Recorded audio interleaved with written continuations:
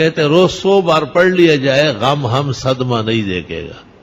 اور اللہ تعالیٰ غیب سے خوشی کی خبریں دے گا، ہر روز کوئی نہ کوئی خوشگوار خبر سنے گا، اور کتنا آسان ہے، سب کو یاد ہوتا ہے،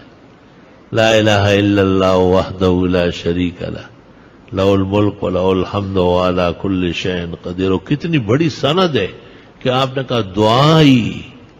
اور دعاء الانبیاء من قبلی فی ھذا المقام، عرفات کے میدان میں آپ نے کہا، بخاری مسلم میں ہے،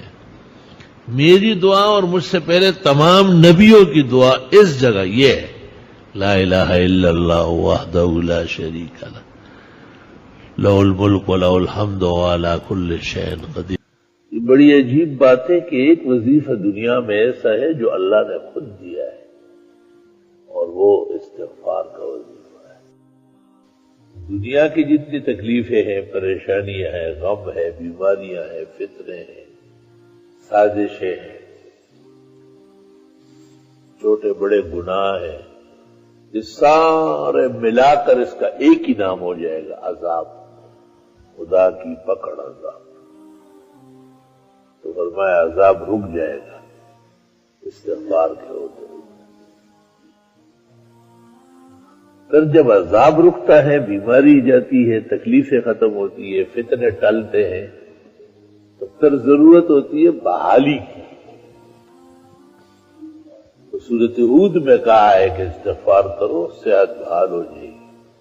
زندگی بہترین ہو جائے گی، تمام طاقت توانائی بحال کرو۔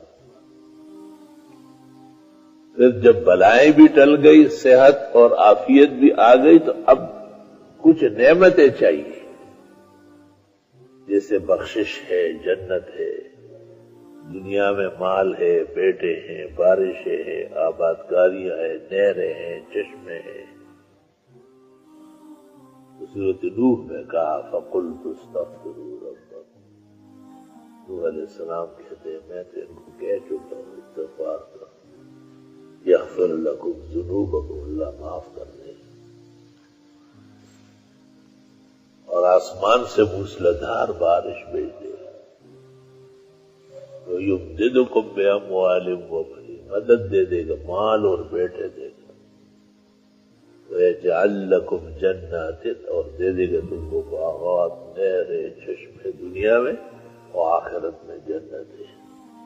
وَيَجْعَلْ لَكُمْ أَنْهَارًا، تمہاری نہریں جاری ہو جائیں گی، تفسیر کی نہر، حدیث کی نہر، فقہ کی نہر، ناظرہ کی نہر، حفظ کی نہر، تجوید کی نہر،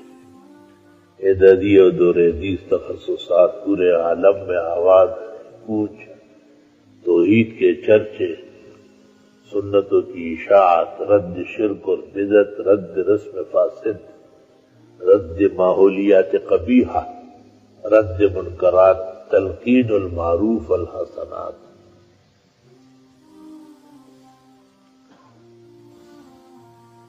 گویا جتنی خوشیاں، نعمتیں ہمیں چاہیے اور ہمیں علم نہیں ہے، اللہ نے اپنے علم سے اس کا ذکر کیا اور سارے ذکر کیے، اور فرمایا استغفار کرو۔